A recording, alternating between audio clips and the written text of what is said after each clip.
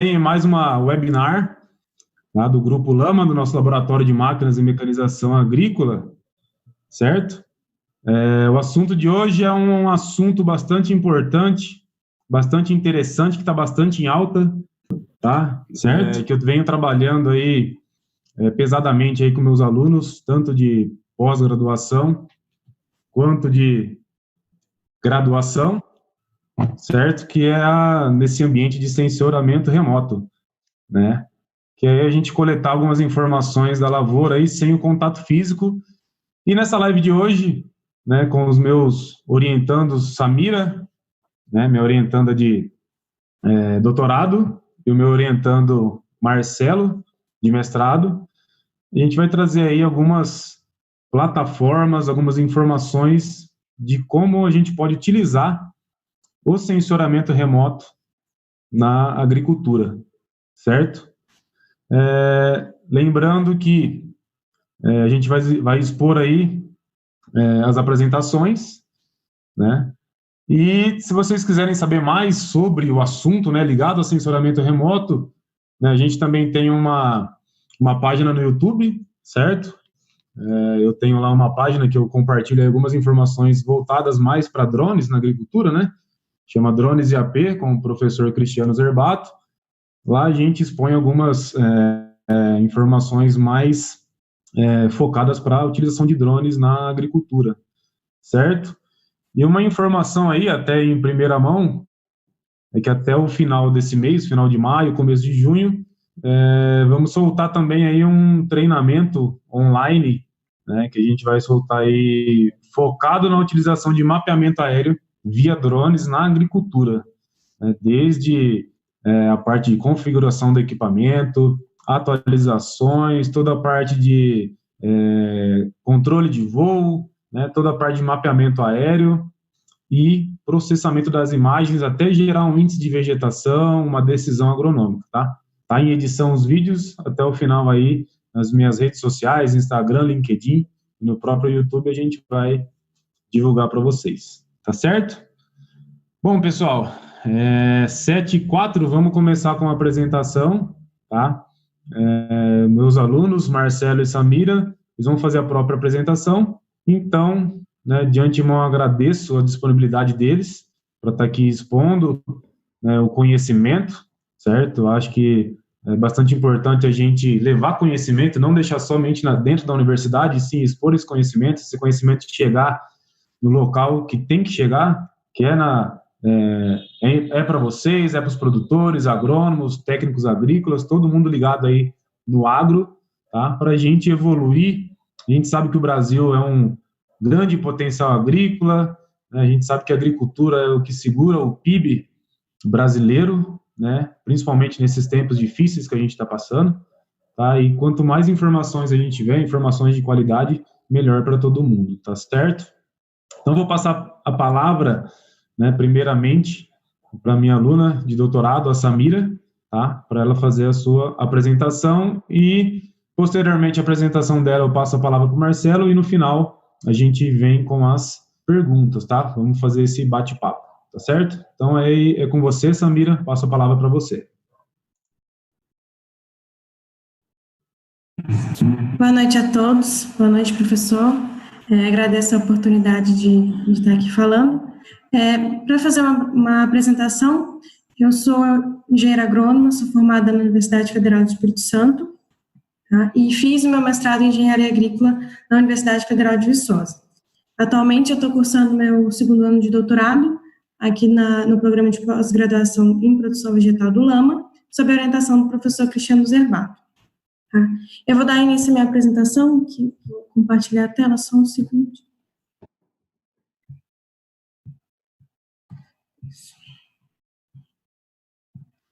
Tá ok? Vou para vocês. Oi? Pode ir? Então, dando início à nossa apresentação, a gente vai falar um pouco sobre plataformas de sensoriamento remoto em agricultura de precisão. Tá? Eu acho que é importantíssimo a gente pegar a parte bem teórica do sensoriamento para explicar como é que é o funcionamento, tá? Para a gente entender todas as etapas que ocorrem. Então, vamos numa definição, inicialmente. O sensoriamento remoto é uma ciência que permite obter informações de um alvo sem que haja contato direto entre o alvo e o sensor. E são inúmeras as aplicações que têm aí mapas de produtividade, estimativa de biomassa, estimativa de produtividade, mapa de etapas fenológicas da cultura, entre outras inúmeras aplicações. O que rege o sensoriamento remoto, né, o que é básico para que haja, né, o sensoriamento remoto, é a radiação eletromagnética. E existem radiações em diferentes comprimentos de onda. Aí o conjunto desses comprimentos de ondas formam o espectro eletromagnético. Aqui tem o espectro, com os raios gama, né, que são raios de comprimento de elementos radioativos, os raios X, utilizados em hospitais e tudo mais, raios ultravioletas, e depois a gente entra na faixa do visível, que é a única faixa do espectro que é perceptível ao olho nu. Seguido aí do infravermelho, né, comprimento de infravermelho, e os raios gamas, e os raios de rádio, né. E o que é mais interessante, né, para a gente no sensoriamento remoto, que a gente vai abordar aqui nessa palestra, é a parte de visível e do infravermelho. Então, inicialmente, a gente tem que entender como é que essa radiação, ela atua sobre um alvo. Então, eu estou demonstrando aqui com a vegetação, que é o nosso principal objeto de estudo. Então, a radiação, quando ela incide sobre um alvo, ela pode ser absorvida, ela pode ser refletida, ou então ela pode sofrer transmitância, que é simplesmente ultrapassar o alvo. E o que vai ditar como é que cada comprimento de onda vai se comportar diante de um alvo, são suas características e sua estrutura. Então, avaliando a questão do tecido vegetal, né, que é o nosso principal objeto de estudo. Focando principalmente aqui na parte do infravermelho próximo. Ele está diretamente relacionado com a estrutura celular da planta. Então, quando a gente tem qualquer problema na estrutura que mude a questão de densidade das paredes, que mude o arranjo das células, pode influenciar, né, nessa questão do infravermelho próximo. De maneira geral, as plantas, elas têm uma alta reflexão no infravermelho próximo. Avaliando agora os comprimentos de onda do visível, né, a gente vai mais entrar na estrutura aqui do mesófilo palissático, que são onde estão as células que apresentam a maior concentração de cloroplastos. Lá nos cloroplastos, né, tem os pigmentos foliares, que são os carotenoides, as xantofilas e as clorofilas, né? E esses pigmentos, eles são responsáveis pela alta absorção de radiação no comprimento do azul e do vermelho, né? Sendo que a clorofila, que está em maior quantidade, é ela apenas que absorve o vermelho. Então, dando uma resumida, as plantas, de maneira geral, a vegetação, ela apresenta baixa reflectância no vermelho e no azul, que ela reflete muito nesses comprimentos de onda, e como ela não utiliza o verde para fazer esses processos bioquímicos, ela reflete muito esse verde, e é por isso que a gente enxerga a planta dessa forma. Então, quando a gente tem aí uma planta entrando em estado de senescência, né, ela tende a ficar amarelada, marronzada, e isso acontece porque há uma redução na atividade fotossintética, né, reduz, então, a absorção de vermelho, e a planta tende a refletir mais vermelho juntamente ao verde. Então, é por isso que a gente enxerga a planta mais amarronzada. Existem classificações para os sensores, né, e cada um, né, quanto à emissão da radiação. Né? Existem os sensores passivos e os ativos. Os sensores passivos são aqueles que necessitam da radiação solar para funcionar. Então, por exemplo, o Sol, ele emite radiação, ele incide sobre a vegetação, e o que é refletido é captado pelos sensores. Então, a gente tem como exemplo aí os satélites, né, câmeras de drone também tem esse funcionamento, e o outro lado a gente tem os sensores ativos, né, como, por exemplo, o Green Seeker e o Optics, que são sensores terrestres. eles funcionam emitindo a sua própria radiação em diferentes comprimentos de onda e captam a reflexão a partir do alvo desses comprimentos de onda. Então, entrando na parte das plataformas que estão disponíveis, existem 3 níveis de plataformas de sensoriamento remoto. A primeira delas que eu vou abordar aqui são as plataformas terrestres. Tá? Eles são sensores, né, manuais, ou eles podem ser acoplados a tratores. Aí eles têm que estar a uma distância do dossel vegetativo de 60 a 70 centímetros. Tá? Eles são muito utilizados aí para aplicação à taxa de nitrogênio variada e estimativa de parâmetros biofísicos da cultura. Por que ele é importante, né? Ele consegue uma maior precisão do alvo por estar mais próximo a ele, né? Então, a gente consegue essa precisão. Outro ponto que é importante a gente falar em questão de teoria e entender essa questão do nitrogênio, né? Por que esses sensores são utilizados para aplicação de nitrogênio a taxa variada? Quando eu expliquei como é que é o funcionamento, né, da absorção do vermelho, essa parte, o nitrogênio, 70% do nitrogênio na folha estão participando da síntese ou da estrutura da clorofila. Tá? Então, por isso que ao utilizar as bandas do vermelho e do infravermelho, a gente consegue identificar essa quantidade de nitrogênio que tem na planta. Tá?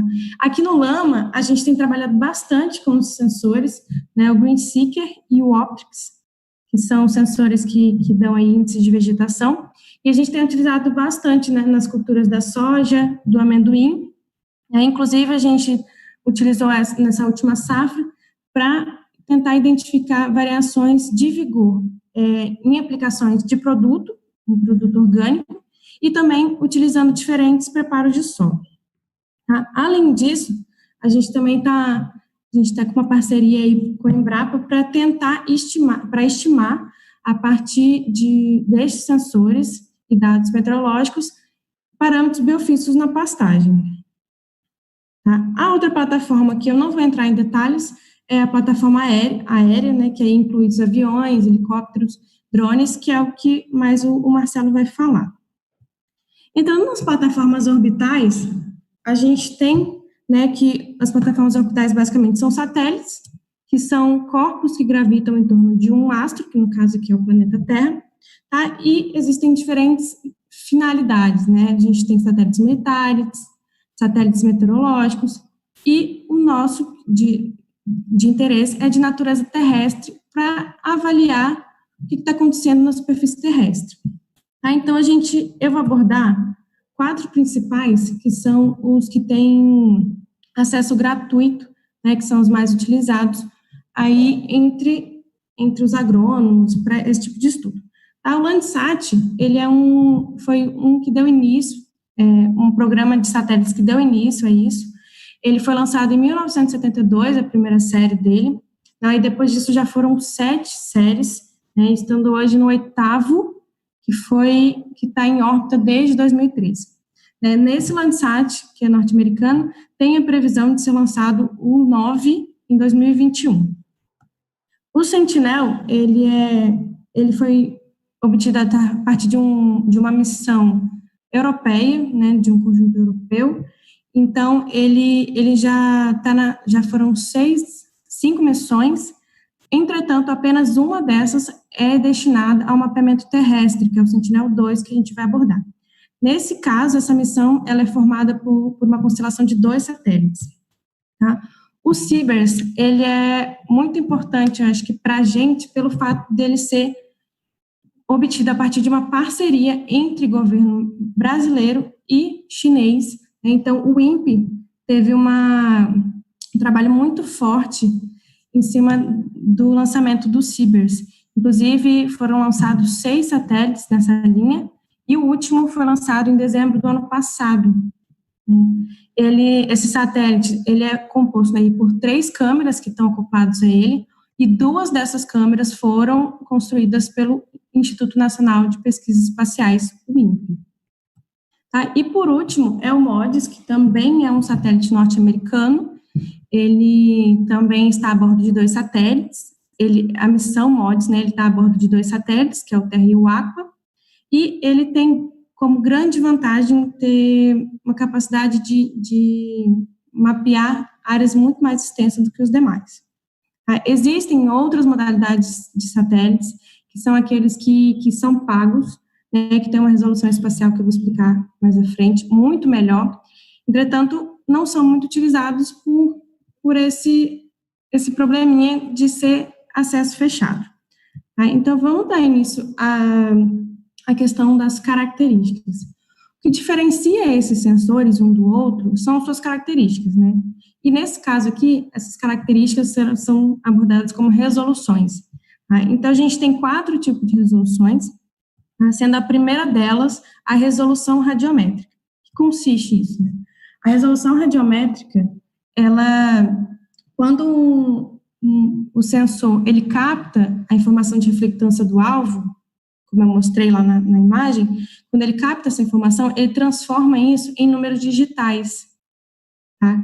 E quando, você pode ver isso, ficou meio deslocado aqui, mas quando você baixa uma imagem de satélite, ou drone mesmo, ele não vai estar em escala de reflectância, que é de 0 a 1, ele vai estar de 0 a 256, a 4094, que são os números digitais.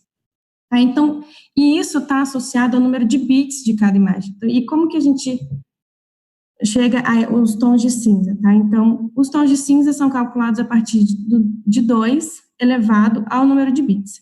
Tá? Então, diferenciando aqui os satélites que a gente está falando, o Landsat 5, vou focar nele, porque ele foi um dos mais promissores da série Landsat.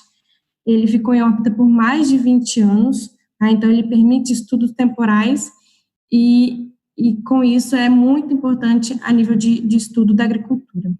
Tá? Então o Landsat 5, ele tinha uma menor quantidade de níveis de cinza, porque ele tinha 8 bits, o Landsat 8 tem 16 bits, Sentinel e MODES 12 bits, e o CBERS, um dos sensores das câmeras dele tem 8 bits e os demais tem 10 bits. Tá? Então, só para reafirmar essa questão de números de tons de cinza, quanto maior o número de tons de cinza, maiores são as classes que a gente consegue enxergar na imagem. Por exemplo, se tivesse somente 2 bits, a gente enxergaria somente 4 classes. Tá? Então, é importante que um número maior de bits na imagem. Passando para a próxima resolução, a gente tem a resolução espectral, e ela está associada à largura das bandas espectrais e posicionamento ao longo do espectro. Tá? Nesse contexto, entram algumas denominações que provavelmente vocês já ouviram, que são essas questões de sensores RGB, sensores multiespectrais e sensores hiperespectrais. Tá? É muito utilizado principalmente nessa questão do drone. Os sensores RGB são aqueles que captam somente as bandas do visível, né? O verde, o azul e o vermelho. Aí, quando a gente entra em sensores multiespectrais, são aqueles que pegam uma faixa maior do espectro eletromagnético, incluindo aí o infravermelho próximo e o infravermelho médio. Entretanto, eles se diferenciam pelo tamanho da banda. No multiespectral, as bandas são mais largas, então a gente tem um menor número de bandas. A exemplo desse Landsat aqui, o Landsat TM7, você pode ver que as bandas são mais largas. Quando a gente entra em hiperespectral, as bandas elas são bem mais estreitas e elas têm unidades ou dezenas de nanômetros. Então, sensores hiperespectrais geralmente têm mais de 100 bandas e o que a gente está trabalhando aqui, nenhum deles é hiperespectral. Todos que a gente está trabalhando são sensores multiespectrais, tá? O Landsat 5, que eu comentei, ele tem 7 bandas, então, que é o que está demonstrado na imagem, e o MODES tem 36 bandas. Apesar desse alto número de bandas, ele continua sendo um sensor multiespectral. Tá? O Landsat 8, ele é composto por 11 bandas, sendo que 2 delas são de temperatura. Tá? Então, o Landsat 8 ele tem 2 sensores, um é o OLE e o outro é o TIRS, tá? e são 11 bandas no total. O Sentinel, ele também é composto de 13 bandas espectrais, e o CBERS que tem 3 sensores, são 13 bandas, sendo que as principais bandas se repetem, são R, G e B, e NIR em cada uma delas. O que muda são as resoluções de cada uma dessas bandas, de cada um desses sensores. Tá? Resolução temporal. Resolução temporal está relacionada ao período de revisita do satélite em um determinado ponto.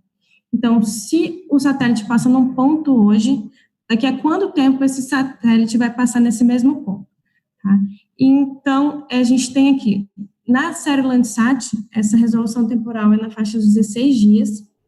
O Sentinel, como ele é formado por uma constelação de 2 satélites, essa resolução é de 5 dias, cada um deles tem uma resolução de 10 dias, mas os 2 é 5 dias. O MODIS, ele passa no mesmo ponto a cada 1 ou 2 dias, e o CIBERS, 31 e 5 dias de resolução, variando de acordo com o sensor.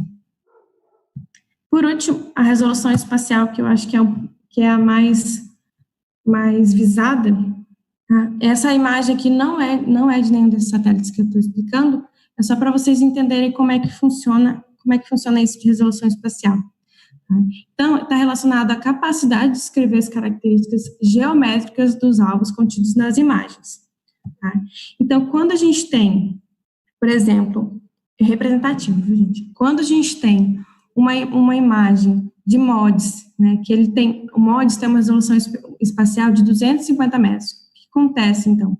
Em uma área de 62.500 metros quadrados, tudo que tem naquela área, né, tira a média da reflectância e dá apenas um valor. Então, tem uma mistura espectral muito grande, porque você tem alvo, diferentes culturas, você tem solo, tem vegetação, tá? Então tem que avaliar muito bem qual é a aplicação para ver qual satélite que será aplicado. Tá? Avaliando um Landsat, o Landsat ele tem uma resolução espacial de 30 metros. Então, a cada 900 metros quadrados, né, todas as informações de reflectância que tem dentro desses 900 metros quadrados serão convertidos em um valor de reflectância. Então, é uma área relativamente grande, né? Dependendo do que você quer avaliar. Tá? O Sentinel-2, ele tem uma resolução um pouco melhor nas bandas que a gente costuma utilizar aí, que é a RGB e o NIR. Ela tem 10 metros de resolução, então a cada 100 metros quadrados é uma informação de pixel, mas ela também tem bandas com 60 e 20 metros. Já o CIBERS, ele tem resoluções espaciais de 55, 16 e de 8 metros. Tá? Aqui é só para vocês conseguirem diferenciar 2 satélites, né? Eu vou essa aqui é uma imagem de Sentinel-2, aí eu vou destacar, ela tem uma resolução de 10 metros, destacar uma área que está mais fácil de enxergar as delimitações da área, né, que parece que será agricultura aí. Quando a gente joga a imagem Landsat 8 por cima, a gente consegue perceber facilmente que fica mais borrado e que a gente tem uma dificuldade um pouco maior para enxergar.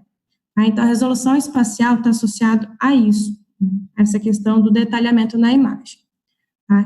E aí fica a pergunta, com base nessas características, de qual satélite é melhor para a utilização. Tá? Então, depende da finalidade do seu trabalho. Tá? Então, se você quer avaliar uma área que é pequena, que é menor, que você precisa de um período de revisita mais constante, é mais interessante usar o Sentinel-2. Mas quando a gente passa para áreas maiores, como, por exemplo, mapear a nível de município, a nível de estado, o Landsat 8 e até mesmo o MODIS podem ser mais interessantes. Então, tem que avaliar caso a caso qual o satélite que será utilizado. Partindo, então, para a parte de aquisição de imagens, depois de a gente entrar em processamento, existem 3 sites que são os que eu, pelo menos, conheço, que são os mais utilizados para a aquisição dessas imagens, né? No CIBERS, mais no INPE, só no INPE que você consegue o acesso, mas os demais satélites que eu falei, você consegue acessar no site da USGS, americano, no site da Copérnicos e no site do INPE. Tá? Depois que as imagens são baixadas, a primeira coisa que deve ser feita é a parte da calibração, que é um pré-processamento. Tá? Explicando o porquê disso, né? Quando essas imagens, foi o que eu falei na parte de resolução radiométrica. Quando a radiação ela é captada pelo sensor, existem detectores nesse sensor, e cada detector vai pegar um comprimento de onda. Tá? E ele vai transformar isso em escalas diferentes. Então, por exemplo, a reflectância que era, por exemplo, de 10% no vermelho, quando for convertida para número digital, vai ser 20. Quando, por exemplo, se for 10% na banda do azul, quando o detector for fazer essa modificação, vai ser, por exemplo, 30. Então, estão em escalas diferentes. Tá? E para realizar alguns trabalhos, como estudo de reflectância, de índices de vegetação principalmente, a gente precisa converter essas imagens, que estão inicialmente em números digitais, para dados de reflectância, tá? E isso vale para imagens de drone, imagens de satélite, tá?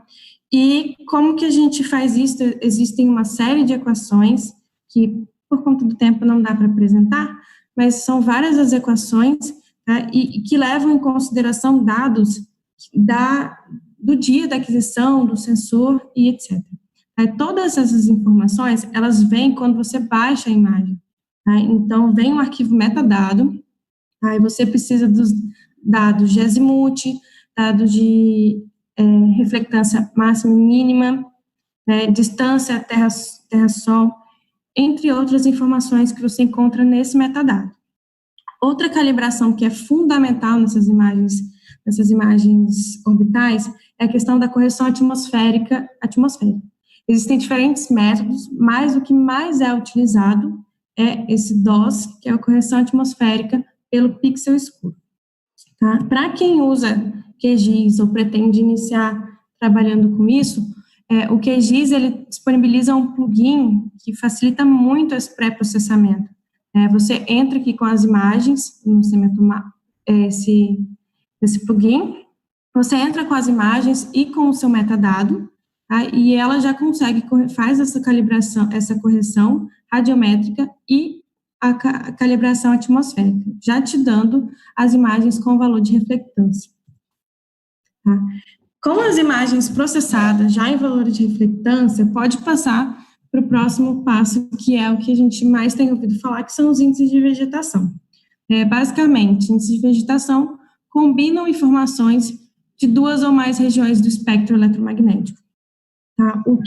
Eu acho que o índice que é mais comentado aí é o NDVI, que é o índice de vegetação da diferença normalizada. Ele aborda aí as bandas do infravermelho próximo, que é a NIR, e do vermelho, que é a RED. Aí, por que são essas bandas? Tá? É por conta daquela explicação que eu dei lá no início, de como que a radiação, ela age sobre o alvo, tá? Sobre a vegetação. Então, o NIR, em plantas, o NIR ele é alto, e o RED, por conta da absorção lá pela clorofila, ele é muito baixo, a reflectância. Tá? Então, aqui a gente tem, com base nessa equação, a gente tem alguns mapas temporais de NDVI de uma área com cafezal. Tá? E a gente pode ver que a gente consegue captar variações no vigor, no período, né, porque o período é muito influenciado aí pelas condições climáticas, então a gente consegue pegar essas variações na planta a partir desses índices de vegetação. Isso aí é um ano de safra de café arábica, tá? Mas é importante a gente entender como que esse NDVI vai se comportar em vegetação, em solo, para quando a gente tiver com as informações, a gente saber interpretar isso corretamente. Tá? Então, solos, eu já expliquei a vegetação. Como a vegetação tem um NIR alto e um RED baixo, a gente tem aí NDVI para vegetação que fica em torno do 0,8, 0,7, 0,9, 0,8, 0,9. Tá? Quando a gente entra em solos, tá? Os solos, a gente enxerga ele vermelho, né? Se a gente enxerga vermelho é porque ele está refletindo muito vermelho. Então, com isso, a gente tem, a partir dessa equação, solos com um NDVI baixo, então, assim, pode ser negativo, 0, 0,1. Então, é bom saber essas condições para interpretar as imagens.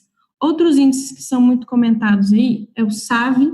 O SAV, ele é um índice ajustado ao solo, então, em áreas que tem aí uma grande quantidade de solo, principalmente em entrelinhas, né, da cultura, é importante a gente testar esse índice de vegetação, o SAV.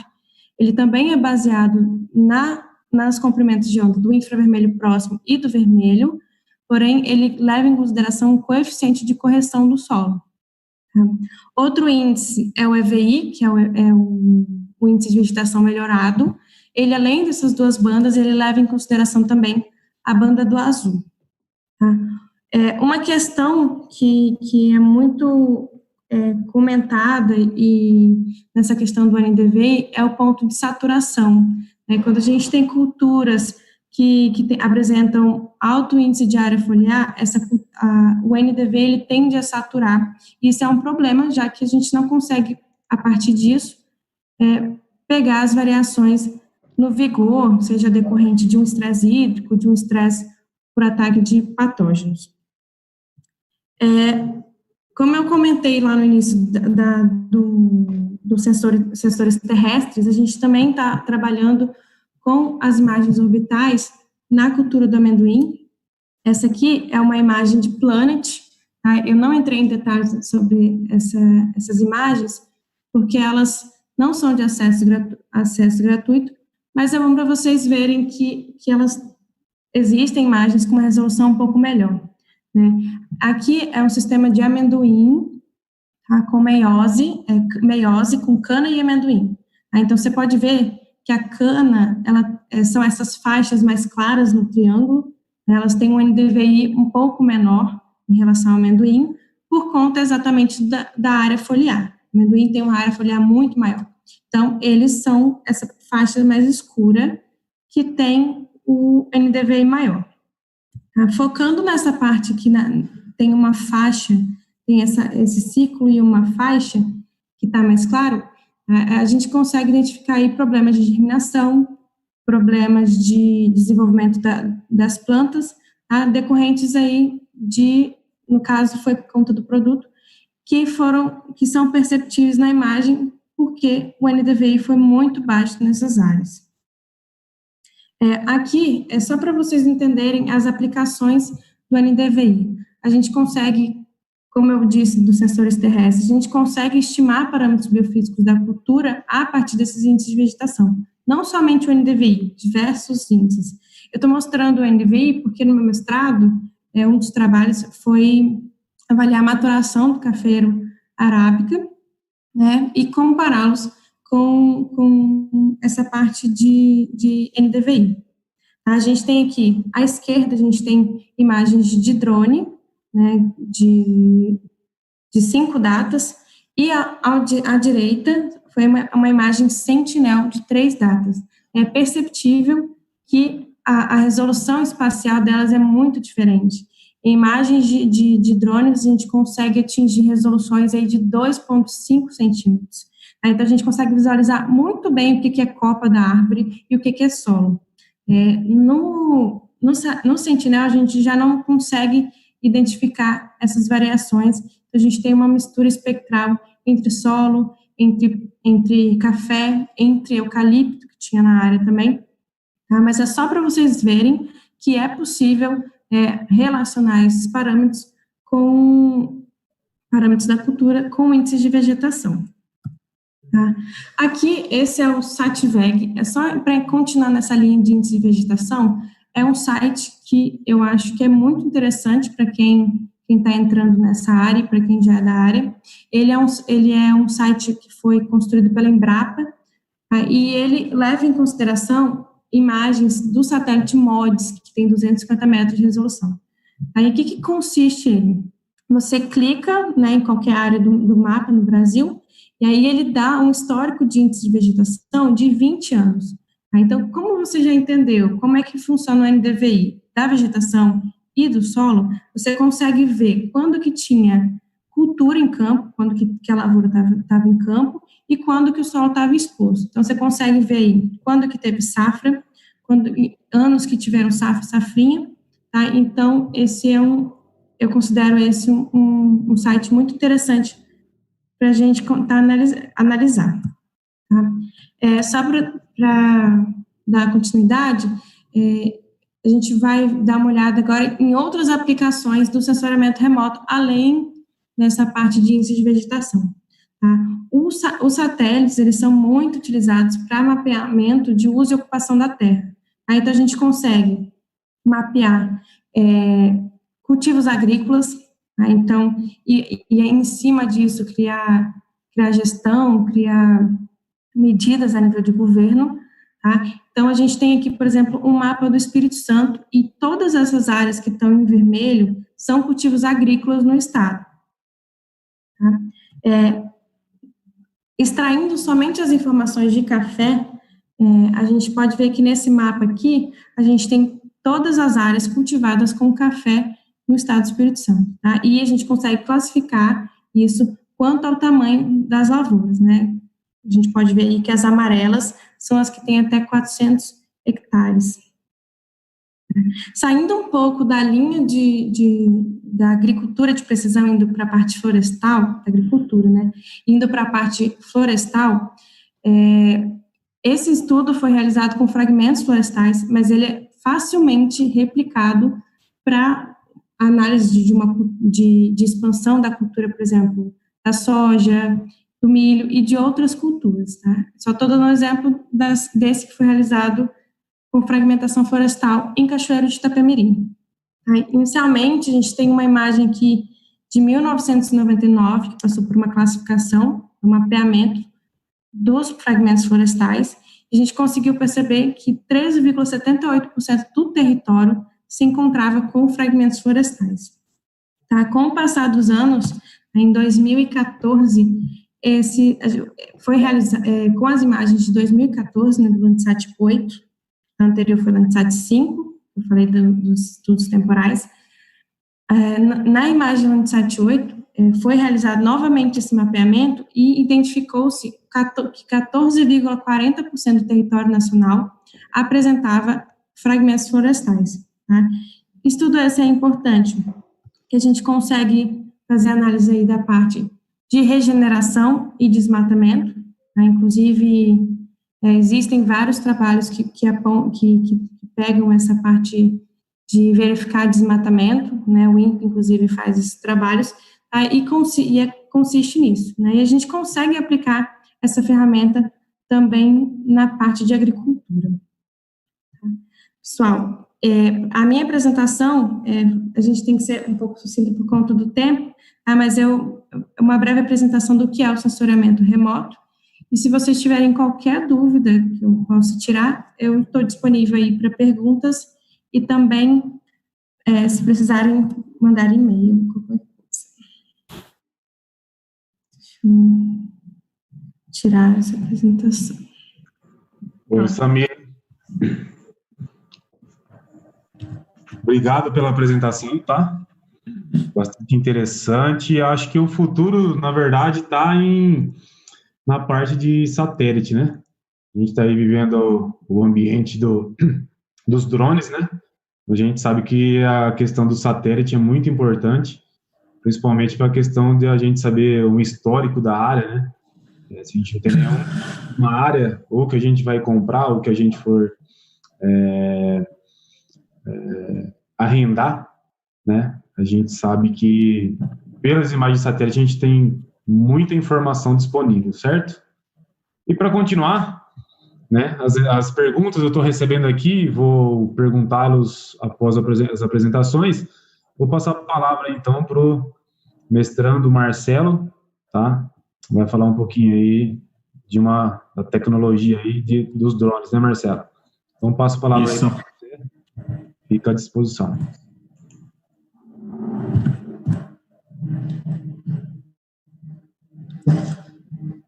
Pronto, boa noite, pessoal. Como é que vocês estão? Todo mundo bem? Comigo está tudo ótimo.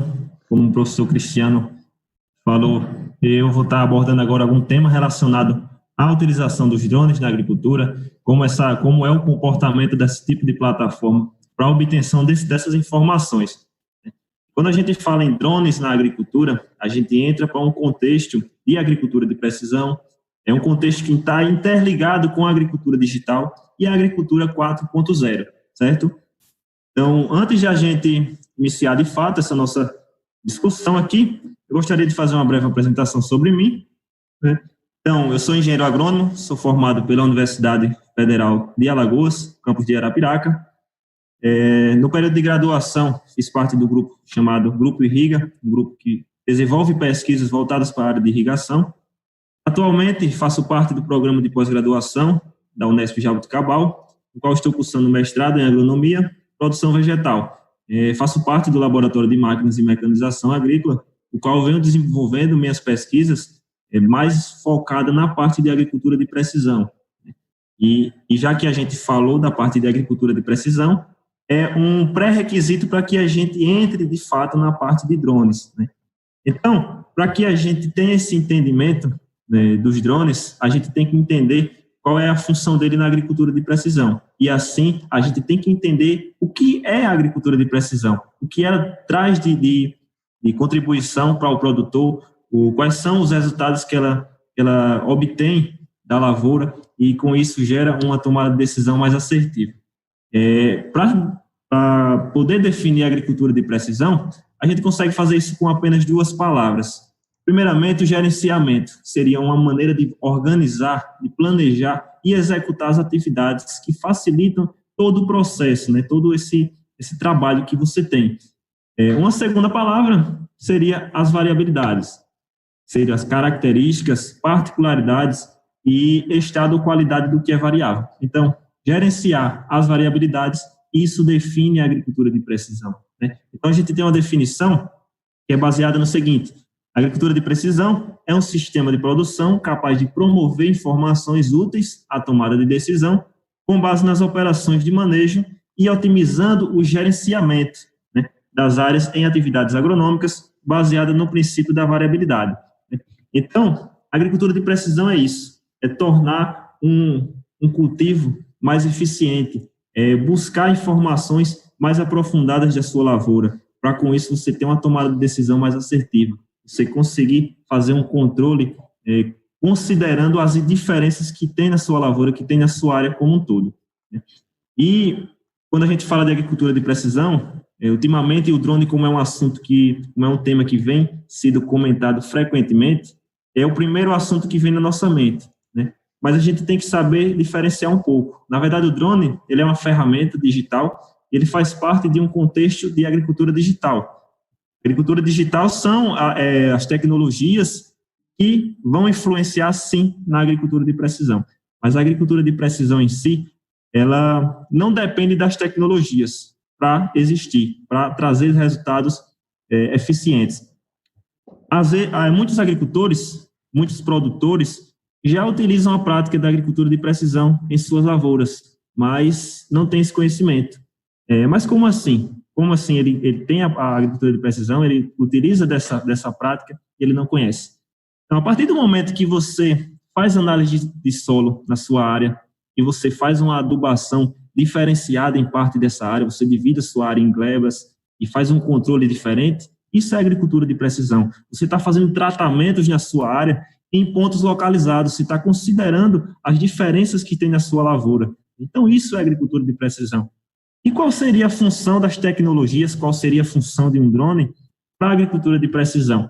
Então, quando as tecnologias entram nesse contexto, é justamente para facilitar a obtenção dessas informações, é tornar mais ágil e precisa a obtenção desses dados. E com isso, no momento de tomada de decisão, que é o momento mais importante, você tem dados mais precisos que vão auxiliar muito, vão auxiliar bastante nesse processo, tá bem? Então, agora, a partir desse momento, a gente já pode entrar no contexto de drones, qual a sua funcionalidade, o que ele traz de benefício para a agricultura de precisão, né? Então, já que a gente falou em drones, só para ressaltar, eu trago aqui algumas informações da quantidade de drones que tem no Brasil. Então, esses gráficos, ele é relacionado à quantidade de drones registrados. Então, a ANAC, que é a Agência Nacional de Aviação Civil, ela tem uma plataforma onde quem tem um drone tem que fazer o cadastro dessa aeronave. Lógico, nem todo mundo faz, né? Mas é obrigatório para que você tenha a sua aeronave cadastrada. Então, a gente vê um avanço no ano de 2017, a quantidade de drones, que é essa barra amarela, aproximadamente 30 mil drones cadastrados. E quando a gente parte para o ano de 2019, né, já tem aproximadamente 80 mil drones cadastrados. Então, a quantidade de drones no país vem aumentando muito, né? No mês de janeiro de 2020, que é o último dado que a gente tem, caiu um pouco, ficou aproximadamente uns 78 mil drones cadastrados. Mas por que caiu? Porque o período de cadastro ele tem validade, né? O documento, o cadastro que você faz da sua aeronave, ela tem uma validade. Então, possivelmente, pode ter vencido esse cadastro, né? A validade, e com isso houve essa queda, né? Mas, mesmo assim, a quantidade é muito grande de drones. E se a gente levar em consideração também a quantidade de pessoas que são cadastradas, né? Porque, além do cadastro da sua aeronave, você tem que ter um cadastro pessoal nessa plataforma. Então, o número de pessoas cadastradas, que é essa barra azul escura, em 2017, ele estava aproximadamente 30 mil também, um pouco menos, e no ano de 2019, em torno de uns 65 mil. Então, você pode perceber que a quantidade de pessoas cadastradas é menor do que a quantidade de drones. Então, você pode estar se perguntando, mas por que isso? Então, cada pessoa pode cadastrar mais de uma aeronave. Então, por isso, essa diferença. E se a gente fizer uma classificação por estado, a gente tem que um dos estados que mais tem drones cadastrados na plataforma da ANAC, no sistema da ANAC, é o estado de São Paulo. Um pouco mais de 26 mil aeronaves, um pouco mais de 26 mil drones cadastrados. O estado que menos tem drones cadastrados é o estado do Acre, com a quantidade de 105 drones. O Brasil, como um todo, tem um pouco mais de 76 mil drones cadastrados. Então, só para relembrar, essa são a quantidade de drones cadastrados. Com certeza tem uma quantidade maior que essa de drones que não são cadastrados, né? Mas que a gente não consegue ter esse controle. Então, são dados que mostram o crescimento dos drones. A gente não tem aqui uma divisão dos drones que são utilizados na agricultura, que são utilizados no meio urbano, né? Mas grande parte desses drones são, sim, utilizados no meio agrícola para os trabalhos que vem possibilitando o uso desse tipo de plataforma. Então, os drones na agricultura, ele é uma plataforma para a captura de imagens digitais. Então, existem os drones que são utilizados para pulverização, existem drones que são utilizados para dispersão de produtos para controle biológico. No nosso caso, a gente vai falar um pouco, vai abordar um contexto aqui de drones como uma plataforma para a captura de imagens digitais, certo? Então, a gente tem que deixar claro isso. O drone é uma plataforma. O drone não vai, por si só, não vai trazer o que a gente precisa. A gente precisa de toda uma interpretação dos dados que são capturados pelo sensor que está instalado nele, e daí a gente vai tomar uma decisão em cima disso, né? Então, só para deixar claro essa informação. É um tipo de equipamento que tem uma ótima precisão. Por quê? Porque o nível de detalhamento das imagens são muito elevado. Como vocês puderam observar, até a Samira comentou, o tamanho do pixel da imagem é pequeno, é muito pequeno comparado ao satélite. Então, você consegue ter um detalhamento maior das variabilidades do seu terreno.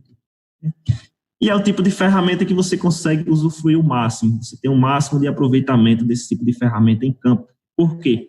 Você consegue utilizar ele com uma grande frequência. A disponibilidade dele para o campo é muito alta. Você consegue fazer um voo na parte da manhã, você consegue fazer um voo na parte da tarde, consegue voar hoje, voar amanhã, né? Então, essa capacidade que tem dessa ferramenta faz com que ele esteja cada dia mais garantindo seu espaço nesse mercado agrícola, certo? Então, e o que um drone precisa ter para ser capaz de trabalhar com mapeamento aéreo agrícola, né? Então, não é todo drone que é possível fazer esse tipo de trabalho, que está possibilitado de realizar isso, né? O drone ele precisa ter 3 critérios mínimos para poder trabalhar com mapeamento aéreo. Primeiramente, ele precisa ter um sistema de recepção GNSS, ou seja, ele precisa ter um GPS As imagens que são capturadas por ele são georreferenciadas, então ele precisa ter o GPS, né? Porque também, outro motivo, você vai fazer o plano de voo, precisa saber os locais que ele vai estar se dirigindo para capturar as imagens, porque ele faz isso tudo de forma autônoma. Então, ele precisa ter um direcionamento, e esse direcionamento é feito justamente pelo GPS. O outro ponto, outro pré-requisito, é que ele seja compatível aos softwares, aos aplicativos de planejamento de voo. Então, existem alguns aplicativos que eu vou mostrar mais na frente, que são disponíveis para fazer o plano de voo. Então, o drone ele precisa ser compatível a esse tipo de aplicativo.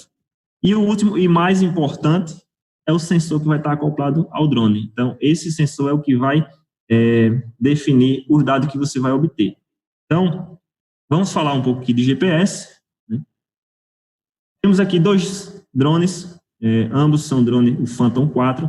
A diferença desses 2 drones é justamente o sistema de coordenadas, o sistema de recepção de GNSS que tem presente nele. Então, o drone da esquerda é um drone que possui um sistema de navegação. Então, o GPS que tem nele, ele tem uma precisão inferior, ou seja, a precisão dele tem um erro de 3 a 5 metros. Então, dependendo do que você vai utilizar, dependendo do propósito do seu levantamento aéreo, esse drone não vai servir. Porque se você está trabalhando com altimetria, os seus dados vão ter erro de 3 a 5 metros. Né? Então, tem que deixar isso bem explícito quando o que está em jogo é o produto que você vai obter. O drone da direita é um Phantom 4 RTK. Então, esse drone ele consegue fazer a captura das imagens e correção simultânea das coordenadas geográficas. Então, ele consegue ter erros milimétricos. Então, a diferença já muda completamente em relação à precisão de direcionamento do drone, né? Então, se você vai fazer um levantamento planimétrico, se você vai fazer obter informações para levantamentos topográficos, você tem que utilizar um drone que tenha esse tipo de GPS instalado, né? Então, esses são só exemplos, né, da diferença dos tipos de GPS. Lógico, se você não tem o Phantom RTK ou não tem um outro tipo de drone RTK, existem uns outros tipos de métodos que você pode estar utilizando para fazer a correção desse tipo de coordenada, né? Alguns aplicativos que são utilizados para o plano de voo. Então, primeiramente, você vai escolher a sua área, a área que você quer fazer esse tipo de levantamento, né? E para isso você utiliza de software, utiliza de aplicativos. Alguns aplicativos que eu trago aqui para vocês são bastante utilizados, como o Drone Deploy. Então, o Drone Deploy, além de um aplicativo que permite o planejamento de voo, ele também consegue fazer o processamento, é um tipo de processamento em nuvem. Então, você faz o voo, ele vai fazer o voo, executar o voo de forma autônoma, captura as imagens, você faz o upload dessas imagens e ele já entrega o produto. Tem o GS Pro, que é um aplicativo nativo da DJI também, que é bastante utilizado, o Precision Fly, Pix4D e o Sky Drones. Então, são um exemplo de 5 aplicativos capazes de fazer o plano de voo para diversas marcas de drone, né? Então, o primeiro passo é analisar se o seu drone ele é compatível com esse tipo de aplicativo para o planejamento de voo. E agora a parte mais importante, que é a escolha e determinação do sensor que você vai utilizar. Então, cada sensor desse tem um objetivo, uma finalidade diferente, né? Você, produtor, você que pretende fazer um mapeamento da sua área, da sua lavoura, você tem que ter em mente o que você vai precisar, quais são as informações que você quer extrair da sua lavoura, e a partir desse ponto é que você vai determinar o sensor que você vai escolher, né? Então, temos o exemplo aqui de 5 sensores. O primeiro é um sensor, é uma câmera convencional, uma câmera RGB, então ela faz a captura das imagens na banda RGB, né? Então a Samira explicou isso para vocês, essa questão dos comprimentos de onda. Então, se você vai fazer um levantamento, por exemplo, plano e altimétrico, você não precisa das informações da imagem em si, o que você vai precisar é das informações telemétricas. Então, a imagem pouco importa para você. Então, esse é um tipo de câmera, de sensor, que é utilizado para essa finalidade, né? O outro exemplo da direita, sensor da direita, ele é o tipo de sensor termal. Então, ao pessoal que trabalha com irrigação, é um sensor bastante utilizado. Então, você consegue fazer correlações com necessidade hídrica utilizando esse sensor, né? Sensor que é bastante utilizado. Muito utilizado também no comércio urbano, pessoal de engenharia. O sensor da direita é um sensor infravermelho. Então, é um tipo... Deixa eu ativar aqui um laser, que fica melhor para vocês visualizarem. Se eu consigo aqui.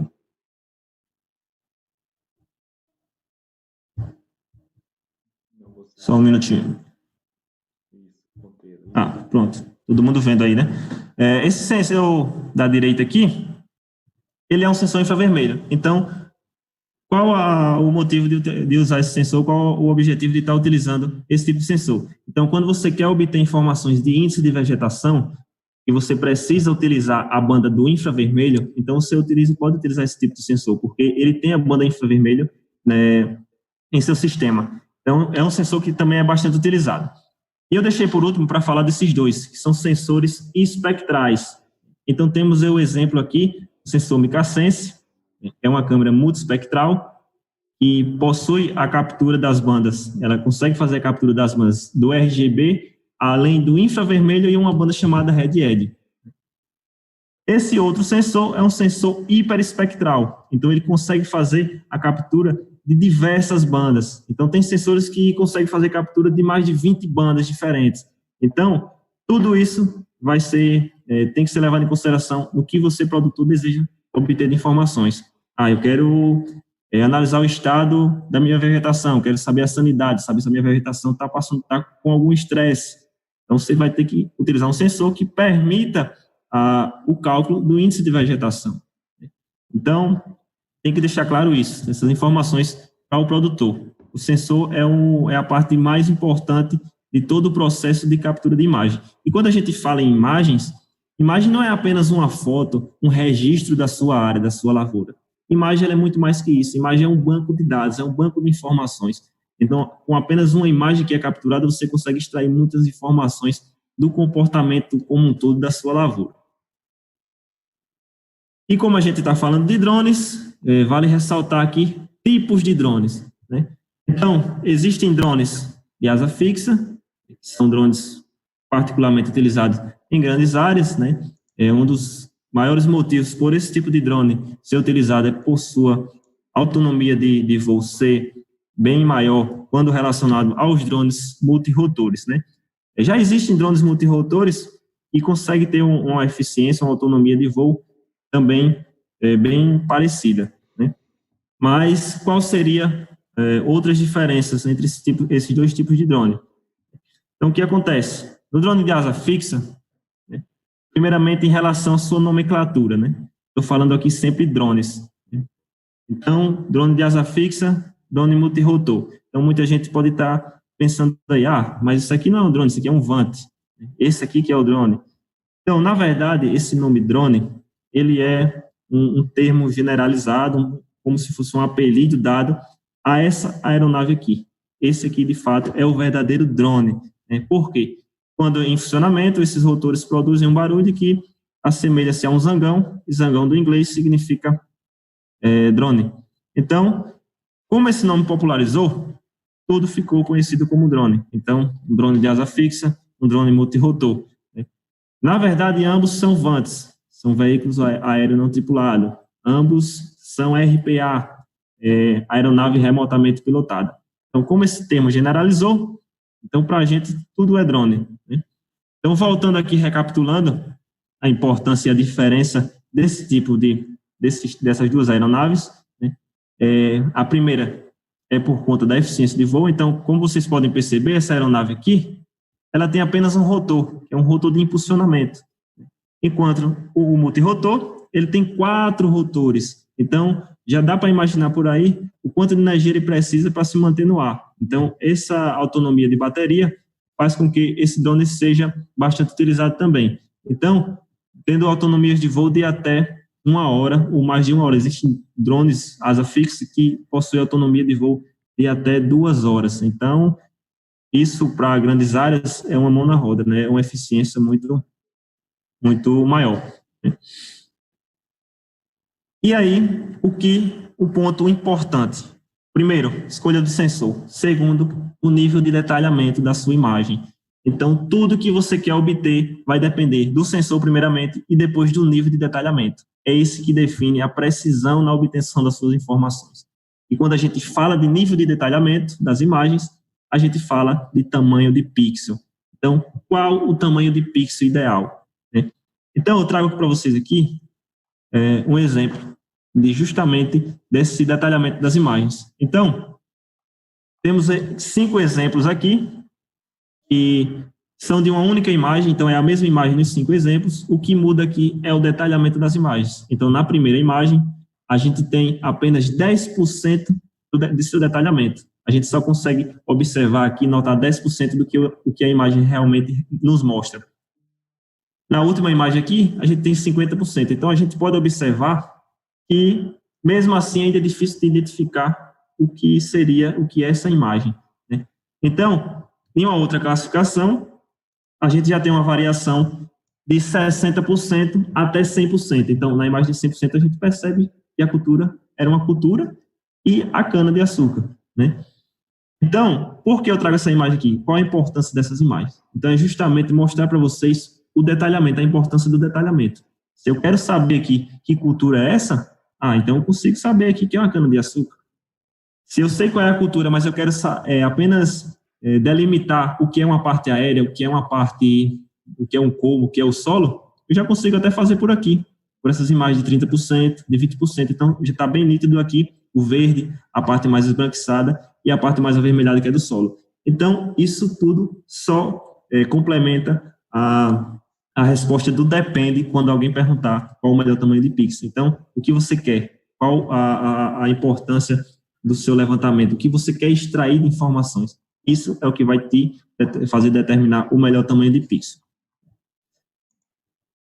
Então, só uma imagem demonstrativa aqui para a gente ver a relação e a diferença das qualidades, do detalhamento das imagens quando comparamos o drone e satélite. Então, no satélite, a Samira bem exemplificou sobre o Planet, que é o satélite que tem uma resolução de 3 metros por pixel, né? Então, a gente consegue ter esse nível de detalhamento da lavoura, do terreno, da área que foi mapeada. Drones, aqui é uma imagem que o tamanho do pixel foi de 4 centímetros, então já ficou bem menor que a resolução e o detalhamento da imagem de satélite. Então, a gente tem uma quantidade de pixels maiores na área. Com isso, a gente tem mais informações. Com o drone, a gente consegue ter até pixels menores de 1 centímetro, né? Isso tudo vai de uma relação de cálculos de altura de voo e configurações da câmera, né? Características da câmera. Então, por que eu trago essa informação aqui? Então, vocês observando aqui, muitas pessoas podem dizer, então, o drone é muito melhor que o satélite. Então, por conta dessa qualidade da imagem. Então, a resposta ainda continua sendo depende. Por quê?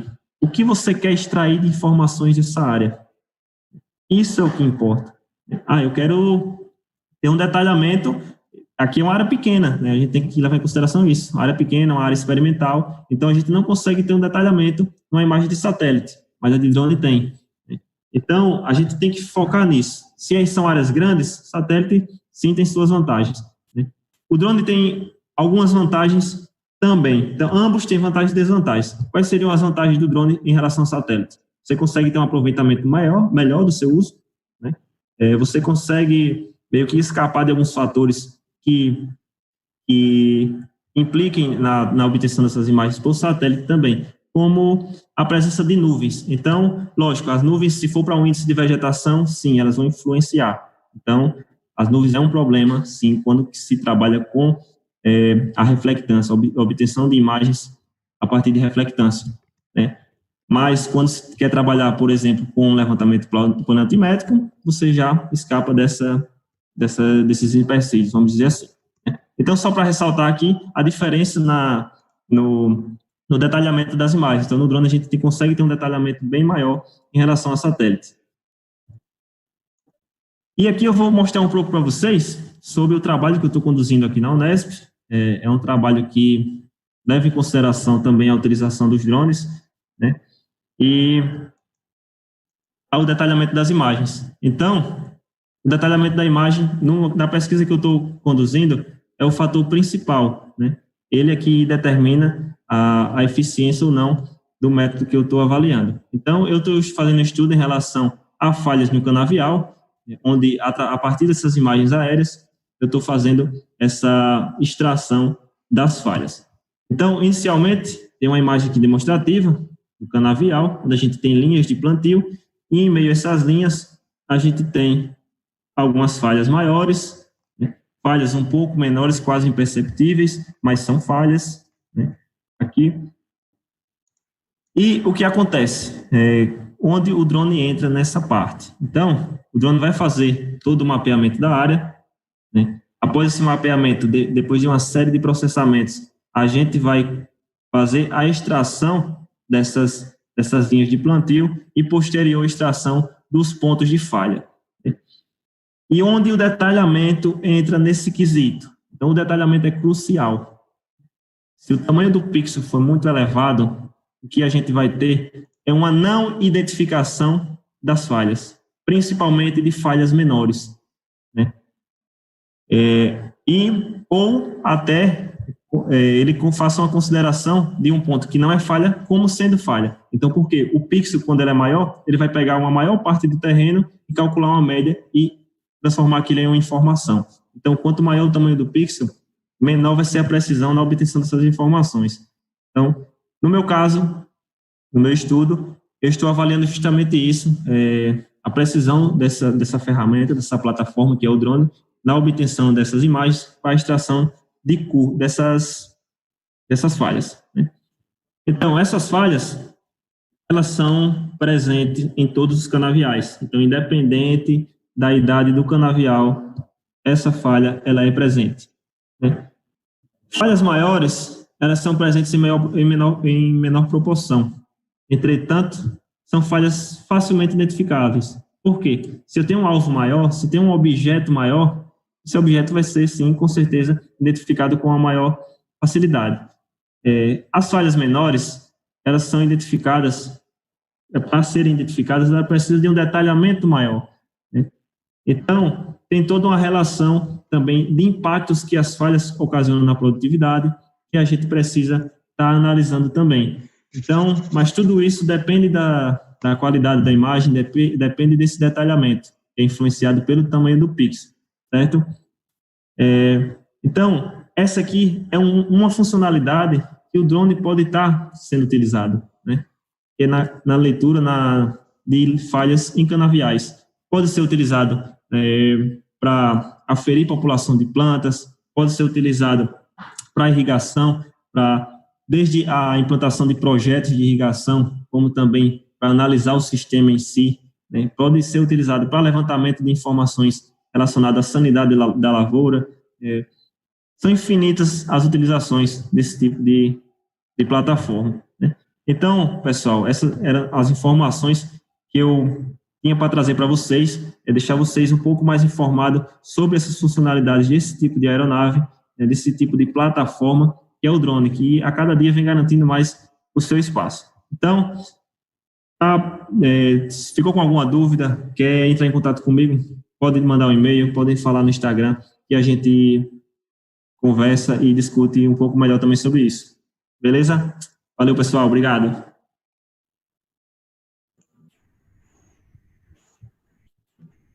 Bom, Marcelo, obrigado, tá? A gente fica feliz aí de ter uns nossos orientandos com bastante conhecimento e passar esse conhecimento, tá? Beleza? Então, muito obrigado a vocês dois, né, por compartilhar as informações e trabalhar junto comigo aí na pós. Agora vamos para as partes das perguntas, tá? A gente recebeu algumas perguntas. Vou começar primeiro com algumas perguntas aí para Samira, tá? Que foi a primeira apresentação. A Edi Carla perguntou para nós, né, se a resolução radiométrica é somente para tons de cinza, Samira. Boa noite, Edi Carla, boa noite. Eu não entendi muito bem a pergunta, mas assim, a radiação, a resolução radiométrica, ela está associada aos tons de cinza. Então, né, as imagens, elas vêm em bits, né, como eu falei, 8 bits, e isso que define a quantidade de tons de cinza. Então, todas as imagens que a gente baixar, seja de satélite ou de drone, elas vão estar em tons de cinza, tá, que são os números digitais.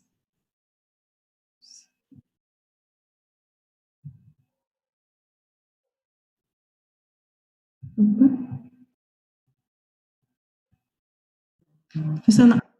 Tá mudo, professor, aí, o microfone. Beleza, esqueci. Obrigado pela resposta, Samira, e lembrando que quem ainda ficar com alguma dúvida, ou se a gente, com as respostas, ainda não chegou a responder, a entender a pergunta, tá? A gente fica sempre à disposição. A gente tem o nosso e-mail, as nossas redes sociais e nosso grupo está sempre à disposição. E falando nisso, a gente já deixa o convite aí para quem passar por Jaboticabal, né? Entrar em contato para conhecer o nosso laboratório, certo? Então, vou para a próxima pergunta, Samira, da Franciele, né? Franciele Morlin. Samira, qual é a equação mais utilizada para a calibração radiométrica? Então, eu não sei se eu expliquei errado. Bom, a calibração atmosférica que é utilizado mais de uma equação, que existem diferentes modelos, né, que é utilizado mais o DOS. Mas quando a gente entra em a calibração radiométrica, né, o método que é utilizado e que é o fixo, né, foi proposto, que eu estou com o meu livro aqui, gente, foi proposto por Marcan e Barker em 1986. Tá? Então, enfim, fica ruim de visualizar, mas é uma série de equações que é proposta por este método, acho que não vai ficar meio ruim. E eu posso passar também, a pessoa que tiver interesse, eu posso passar o nome do livro, e também eu tenho esse material na internet, quem precisar é só falar.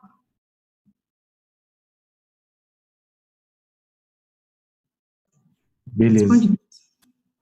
Bom, a gente sabe que é uma área bem complexa, né? Ainda mais a parte de calibração, eu vi que alguém perguntou de calibração, né? E realmente é o que falta a gente pontuar, né? A tal da calibração. Justamente para a gente não tirar dados errados, né? A gente sabe que coletar dados errados, a gente vai gerar informações e decisões erradas. Então, é bastante importante isso aí.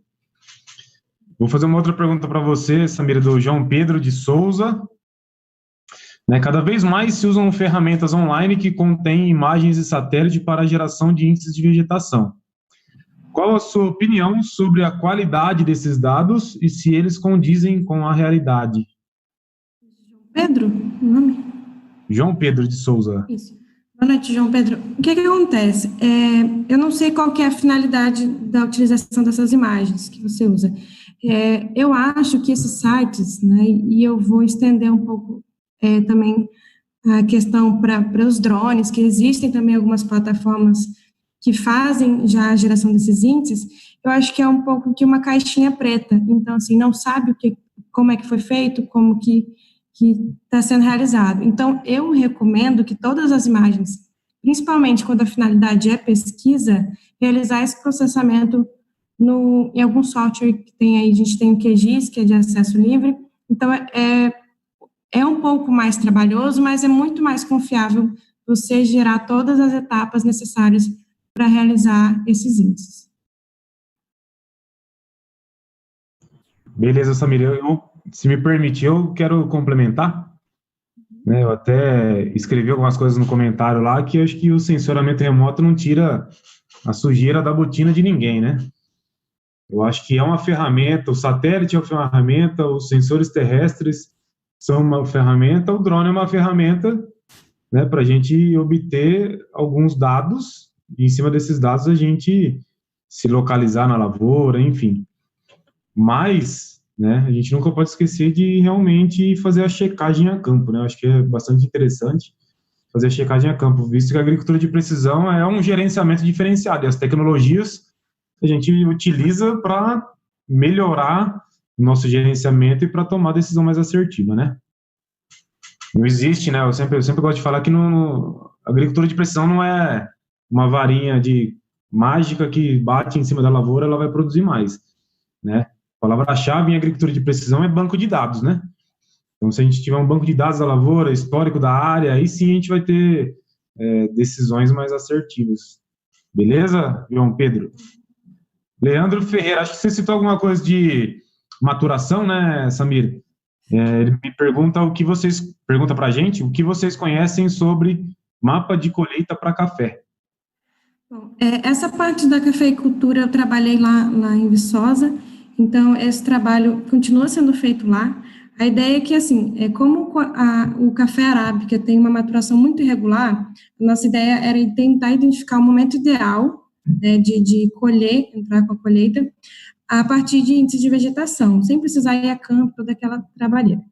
A questão é que, assim, por conta de equipamentos na época, a gente não conseguiu chegar, a gente usou o drone, até uma pergunta que a Aline fez, com câmera modificada em drone, né? E a gente não conseguiu obter bons resultados por conta dessa câmera.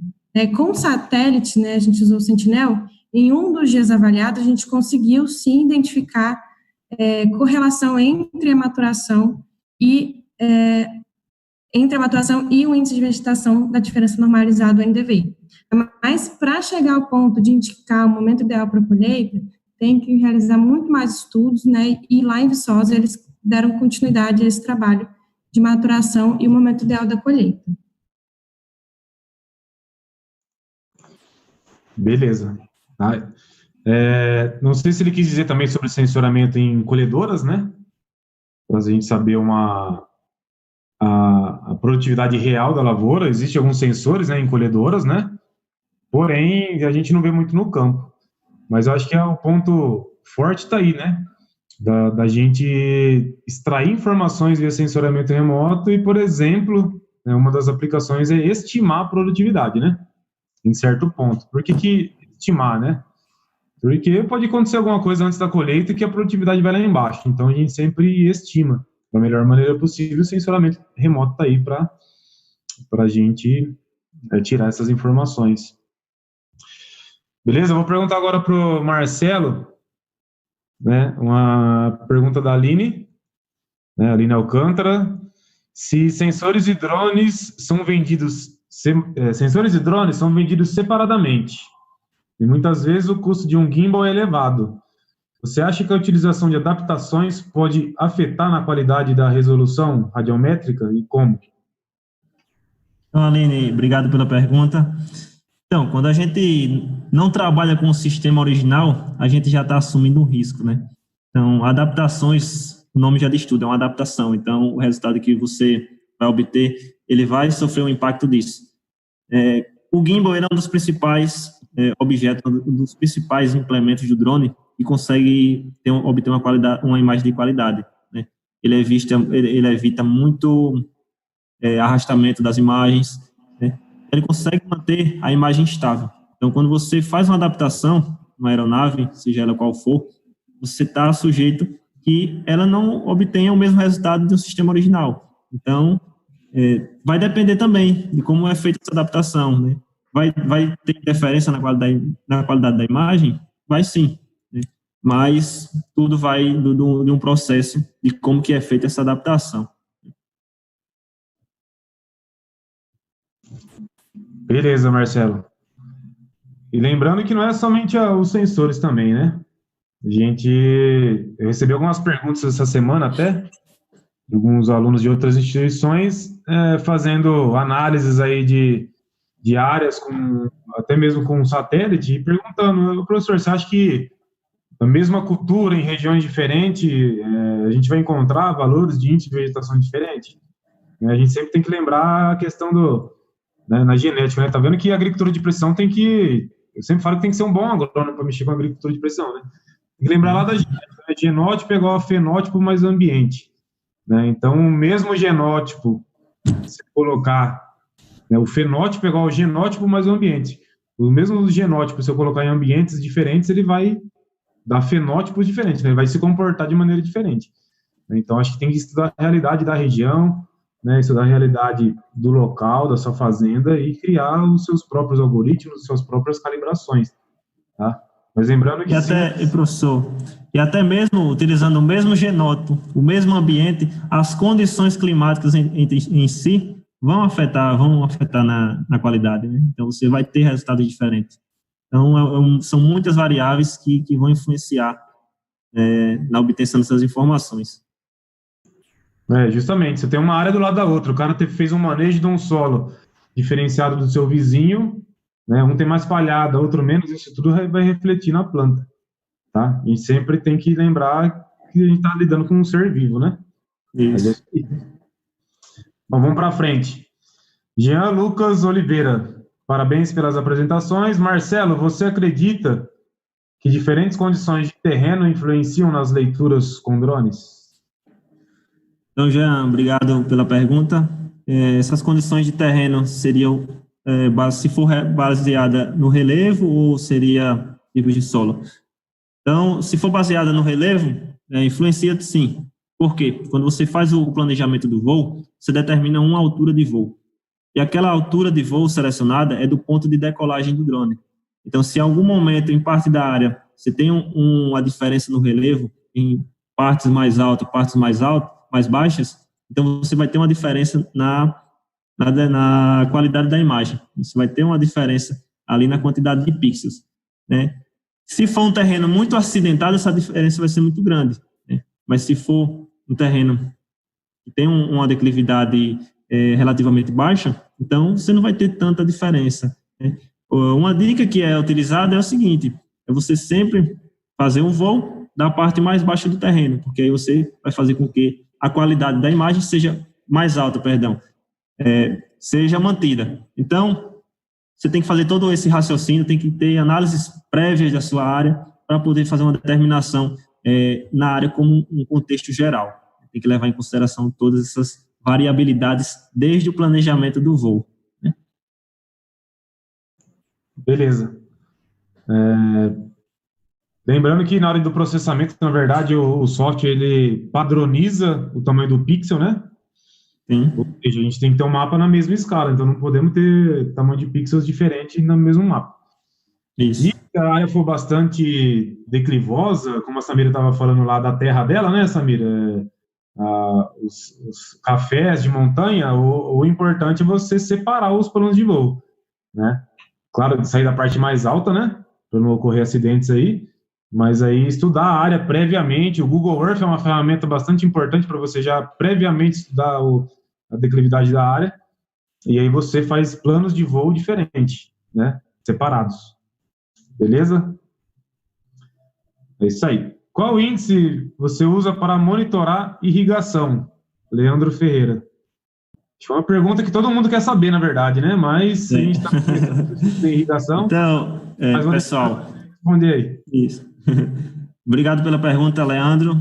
Então, na verdade, irrigação, eu basicamente ainda não fiz nenhum estudo focado em índice da lavoura baseado na irrigação, né? Esse é o tipo de assunto de pesquisa que a gente estamos em análise aqui para começar a trabalhar com isso, mas como existem relações de temperatura com necessidade, um dos sensores que já são utilizados são sensores termais, né? Existem também comprimentos de ondas específicos que conseguem ser alterados com base na quantidade de água que a planta apresenta no momento. Então, existe sensores termais e sensores e comprimentos de ondas espectrais são utilizados, né? Mais especificamente no infravermelho próximo.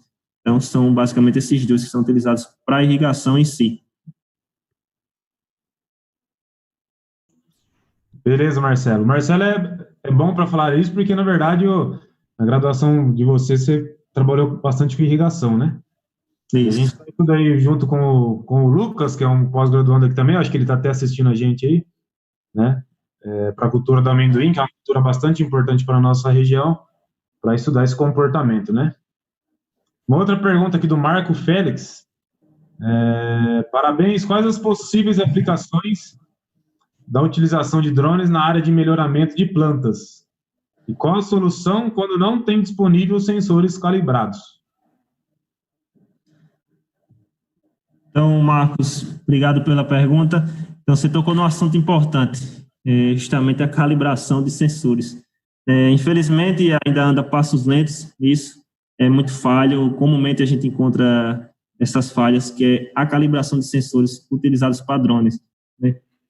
Por quê? Muitos sensores não têm nenhuma técnica para calibração. Então, esse já é um ponto que deixa a desejar, né? E para a parte de melhoramento, ele vem também crescendo. Então, a utilização dos drones vem crescendo nessa área. Então, identificação de novos genótipos, leitura de índices que as plantas estão refletindo em alguns genótipos diferentes. Então, está crescendo nessa área também, né? Acredito que vai crescer ainda mais essa utilização dos drones. Nessa área de melhoramento, eu acho bastante legal essa pergunta, porque a gente está até com um projeto junto com a professora aqui da parte de melhoramento genético, né? Na verdade, o que o drone, o que o sensoramento pode ajudar no melhoramento genético? Na verdade, é a parte de acelerar, né? Por exemplo, tem algumas variáveis que a gente coleta para dizer se a planta ela é superior ou não, né? Tamanho de planta, biomassa, né? Na verdade, indiretamente a gente mediria essa biomassa, por exemplo, e aí selecionaria, né? A gente tá chamando isso de fenotipagem de alto rendimento, né? Para acelerar o programa de melhoramento, visto que o programa de melhoramento tem muitas parcelas, né? E a questão da calibração é essencial, câmeras multiespectrais, sensores de luminosidade e as placas de calibração. Beleza? Lembrando que aqui no estado de São Paulo, o governo está apoiando bastante a volta do melhoramento de soja convencional, né? Para alimentação humana, né? Não saindo das transgênicas, voltando para convencional. Tá? E a gente está entrando, ou querendo entrar, né? Vamos ver depois dessa pandemia como vai ser a liberação dos recursos, mas nessa área de avaliação via sensoramento de fenótipos superiores aí. Bom, outra pergunta, Marcelo, a última aí. Você comentou sobre drone com RTK, e quando o drone não possui essa tecnologia, os pontos de controle podem garantir a precisão necessária? Então, obrigado pela pergunta. Então, como eu havia falado anteriormente, quando o drone ele não possui esse sistema RTK para a obtenção dessas imagens corrigidas, existiam outros processos que a gente pode estar atribuindo. E um deles é os pontos de controle. Então, sim, os pontos de controle são, sim, ferramentas que podem estar garantindo a precisão de um projeto, desde que coletados de forma precisa, né? Então, com auxílio de um GPS RTK, com auxílio de um GPS que tem uma precisão melhor. Então, você consegue fazer esse processamento e correção dessas coordenadas diretamente nas imagens. Então, a maioria dos softwares de processamento, para essa finalidade, você consegue gerar um relatório e você consegue ter a precisão que você obteve com essa correção, né? Lembrando que, de acordo com a PEC, que é o padrão de exatidão cartográfica, o erro máximo permitido é de 50 centímetros. Então, você com o seu relatório gerado através desse processamento, você vai saber se o seu produto ele vai estar incluso nesse padrão de exatidão ou não. Mas, só para confirmar, os pontos de controle são, sim, ferramentas que podem estar fazendo essa correção das coordenadas. Top, Marcelo. É até legal falar disso porque já tem uma formalização aí do INCRA que permite, claro que tem algumas regras, né, se eu não me engano são 20 pontos de controle e 20 pontos de cheque, né? Os pontos de controle é para deixar a imagem corrigida com precisão de centímetros e os pontos de cheque é realmente para checar a qualidade desse mapeamento para georreferenciamento de imóveis rurais. Já é formalizado pelo INCRA, tem as regras, claro, né? Mas sim dá para, pelos pontos de controle aí que você falou. Beleza? Pessoal, já deu 1h30 aqui de live, acho que já está o bastante. Eu acho que bugou aí o sistema de chat, tá? Parece que não recebemos mais perguntas, mas quem fez a pergunta e não chegou, a gente fica à disposição nas nossas redes sociais, tá? Do Lama, né, de cada um de nós. A gente trabalha sempre em conjunto, a equipe, tá? Então a gente fica à disposição de vocês, tá? Para a gente discutir mais sobre essa tecnologia que está em alta. Tem muito estudo, eu sempre falo, né, a agricultura de precisão, ela é jovem, né, ela tem 20 anos, desde quando se liberou o GPS, então ela tem 20 anos aí, e falta, sim, muito protocolo, tá? O que eu falo hoje, o que a gente consegue? É identificar manchas, tá? Eu estou falando não cientificamente mais, estou falando mais a parte de produtor rural. O que a gente consegue identificar? Identifica manchas. Essas manchas de menor índice de vegetação é uma mancha que a lavoura está com uma menor biomassa. O que está acontecendo com aquela lavoura? Existe N coisas, né? Tem várias questões que deixam a planta estressada, desde solo, praga, doença, clima, enfim. Basta a gente ir lá, né, e identificar esses problemas, tá? A gente fica à disposição, nossa equipe aí está bem focada para trazer maiores soluções aí, né, na área de sensoramento remoto, nessa coleta de dados à distância, certo? Então, eu agradeço mais uma vez, Marcelo e a Samira, né? Agradeço todos que estavam assistindo, né? A gente sempre vai estar à disposição de vocês. Mais uma vez, a gente está sempre de portas abertas aqui, nosso laboratório, e em nome da Unesp e de Jaboticabal, tá? E já deixo aqui o convite, né, para o próximo webinar, na próxima quinta-feira, dia 21 de maio, tá? Onde o título será Gestão da Qualidade e os Benefícios para o Monitoramento das Perdas na Colheita de Soja, tá? Com os professores doutores Murilo Voltarelli e Carla Paixão, né? O Murilo e a Carla, eles fizeram toda a pós-graduação aqui, tá? Hoje eles são professores universitários também, né? Eu sou padrinho de casamento deles até, né? O Murilo é um companheiro meu, morei com ele toda a pós-graduação aqui. Tenho certeza que vocês não vão se arrepender dessa próxima webinar, tá? Então fiquem ligados aí, quinta-feira, semana que vem, 19 horas, dia 21 de maio, Gestão da Qualidade e os Benefícios para o Monitoramento das Perdas na Colheita de Soja. Tá certo, pessoal? Então a gente fica à disposição, tá? Muito obrigado pela atenção de todos, muito obrigado pelas apresentações, tá? E ficamos à disposição e um abraço a todo mundo, tá? Até mais, pessoal. Um abraço. Pessoal, boa noite.